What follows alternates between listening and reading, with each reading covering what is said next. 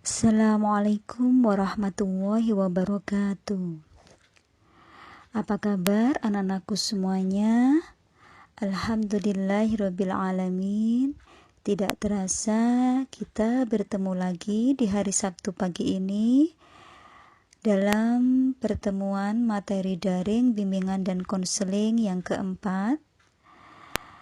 Ibu berharap sampean semua selalu dalam keadaan sehat walafiat, tetap semangat belajar walaupun kita belajarnya dari rumah ataupun dari pondok. Anak-anakku semuanya, sebelum kita mulai materi daring bimbingan dan konseling ini, kita awali dengan berdoa dulu dengan bacaan basmalah. Bismillahirrahmanirrahim. Kita baca Al-Fatihah di dalam hati kita masing-masing. Semoga kita senantiasa dilindungi oleh Allah Subhanahu wa taala. Al-Fatihah. Amin, amin, amin ya rabbal alamin. Anak-anakku semuanya, pada pertemuan kali ini Ibu ingin memberikan layanan tentang bagaimana menjadi manusia yang dicintai oleh Tuhan atau Allah Subhanahu wa taala.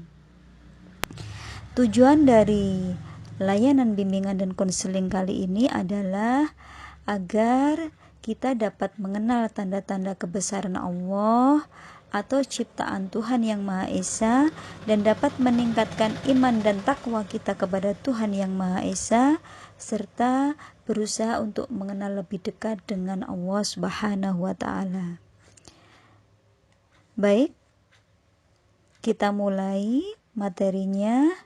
Anak-anakku semuanya, mengingat Tuhan atau Allah tentunya harus dilakukan setiap saat, kapanpun dan dimanapun, tidak hanya pada saat sholat atau pada saat kita berkumpul dalam suatu ibadah atau ritual lainnya.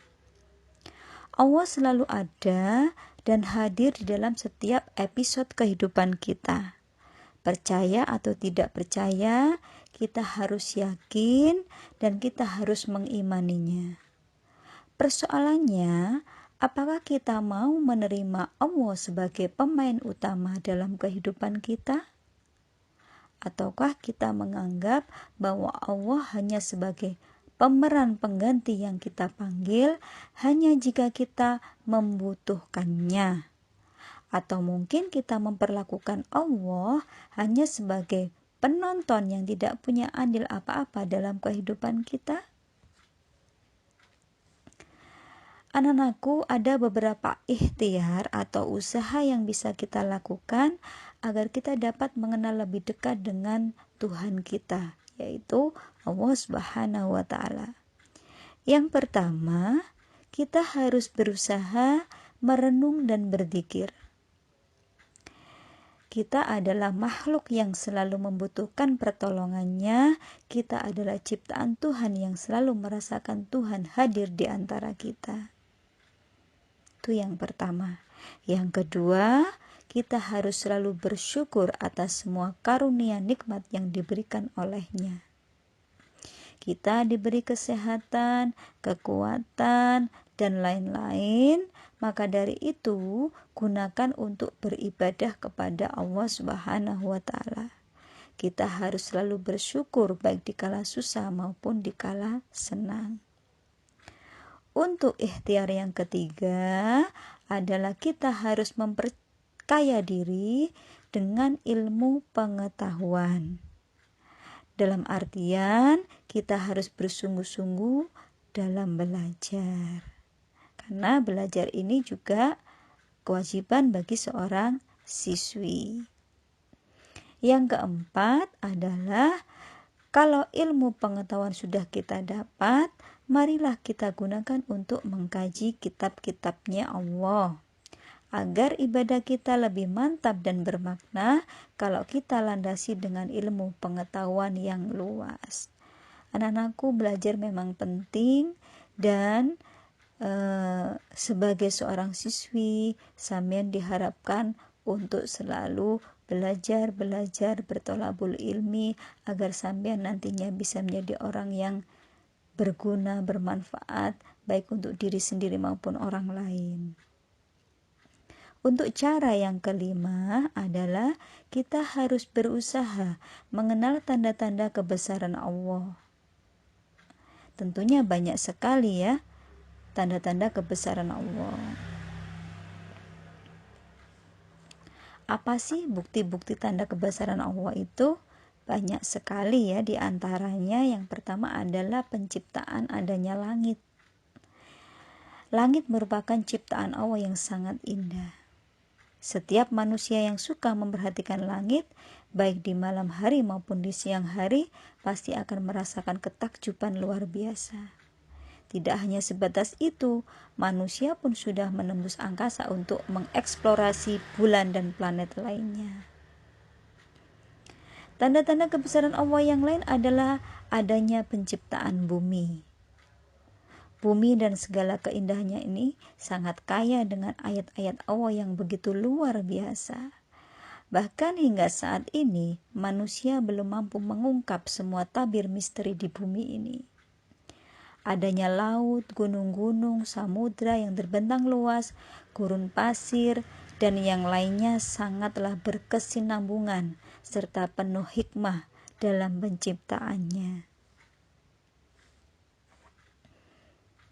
Untuk selanjutnya adalah adanya hubungan angin dengan air hujan.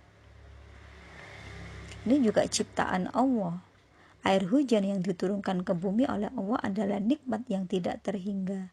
Walaupun manusia sudah mampu membuat hujan buatan, hujan alami ciptaannya atau ciptaan Allah tetap tidak dapat tergantikan. Coba kita bayangkan jika suatu tempat tidak diguyur hujan, dalam waktu yang lama pasti akan mengalami yang namanya kering kerontang. Yang keempat, tanda-tanda kebesaran Allah adalah adanya awan. Diciptakannya awan. Awan merupakan fenomena unik dari sebuah proses terjadinya dan turunnya hujan.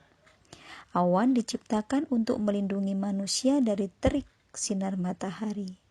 Selain itu, awan akan menjadi dominan saat berlangsung musim hujan. Adanya sirkulasi musim dan cuaca ini membuat keseimbangan cuaca bumi akan terjaga. Itu tadi beberapa tanda-tanda kebesaran Allah yang dapat kita saksikan, yang dapat kita nikmati untuk saat ini. Tentunya masih banyak lagi tanda-tanda kebesaran Allah yang kita rasakan, yang kita nikmati. Untuk selanjutnya, Ibu akan memberikan tips bagaimana sih supaya atau agar kita dicintai oleh Allah.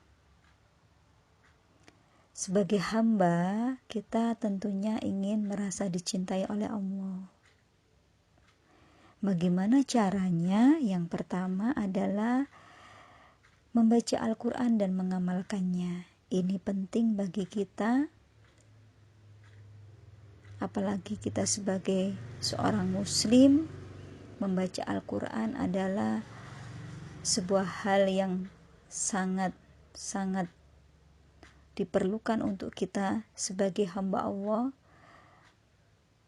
Tentunya manfaatnya sangat luar biasa. Dengan mengkaji isi Al-Quran, dengan mengamalkannya akan bermanfaat untuk kita.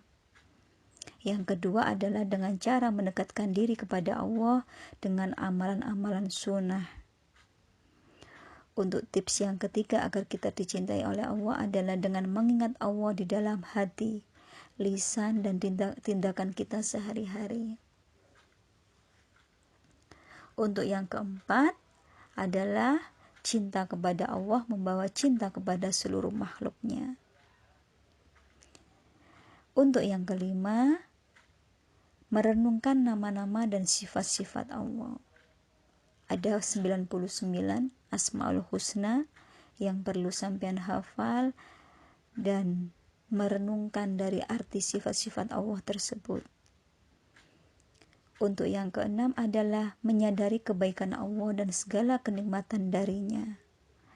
Tentunya kebaikan Allah dan nikmat yang diberikan oleh Allah Subhanahu wa taala kepada kita sangat-sangat banyak sekali. Dan harusnya kita harus bisa menikmati dan mensyukurinya. Untuk yang ketujuh, menyerahkan diri sepenuhnya hanya kepada Allah Subhanahu wa taala.